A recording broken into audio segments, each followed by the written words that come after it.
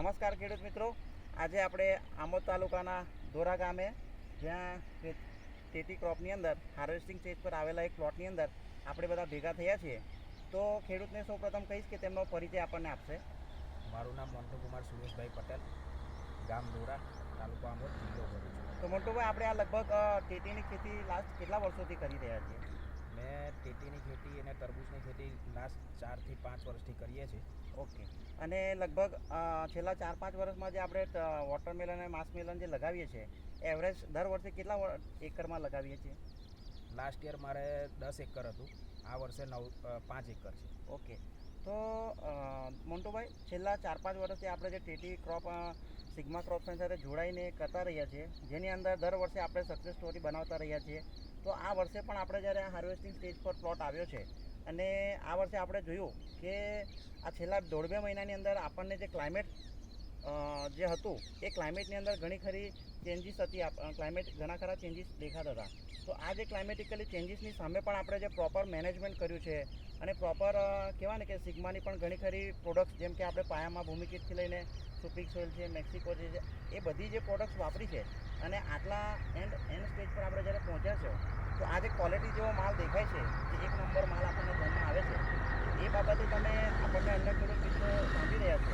તો આ છેલ્લા 4-5 વર્ષનો તમારો અનુભવ કેવો રહ્યો છે? આ જે પ્લોટ દેખાય છે તમને 12/12/2025ના રોજ એનું પ્લાન્ટેશન કરેલું છે અને આ કુંડન વેરાયટી છે. અને આમાં વિન્ટરની સિઝન પણ ચાલુ સાલમાં હતી, એટલે ડિફિકલ્ટ ક્લાઇમેટ કન્ડિશન હતું, છતાં પણ આ પ્લોટ અમને તમે જુઓ કે કોઈક અંદર બીજો કંઈક ડાઉની કે પાવડરિયાનો કોઈ એવો ઇન્સેક્ટ કે કોઈ એવું કંઈક દેખાતું નથી. અને આના બેસલ ડોઝથી જ આપણે ભૂમિકીટ છે, સુપિક સોઇલ છે, જાદુગર છે, મેક્સિકો છે, કેલ્સીબોરોન છે, આ બધી સિગ્મા ક્રોપ સાયન્સની ટોટલી પ્રોડક્ટ આપણે આની અંદર યુઝ કરેલી છે. તો આ જે બધી પ્રોડક્ટ્સ આપણે યુઝ કરી છે અને એની સામે જે આપણને આજે ફ્લાવરિંગ સેટ કર્યું છે, આપણે જે મેક્સિકો જેવા પ્રોડક્ટ્સ વાપર્યા હતા અને આ એક નંબરનો જે માલ અત્યારે દેખાઈ રહ્યો છે, તો આ માલ જે આપણે ખોલીને જોયો છે એ લગભગ 5 થી 6 વેલાનો માલ હશે, 7-8 વેલાનો. એની અંદર લોટ્સ ઓફ ફ્રૂટ દેખાય છે. તો આ ફ્રૂટ્સને જોઈને આપણને શું એવરેજ લાગે છે? આપણને મને આ ચાલુ સાલ એવું લાગે છે કે લગભગ 7 થી 8 ટન વીંગાનો માલ થવો જોઈએ. ઓકે. દર વર્ષ કરતાંય તમે ફ્રૂટની સાઇઝ, ક્વોલિટી પણ મેન્ટેન છે અને વેલાનો ગ્રોથ હજુ અપ જ છે.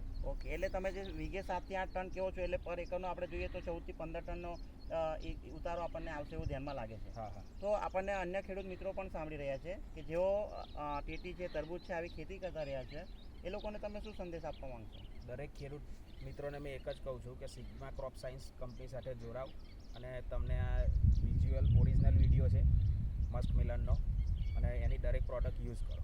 ઓકે મોન્ટુભાઈ, ધન્યવાદ તમારો અભિપ્રાય આપવા બદલ. Thank you.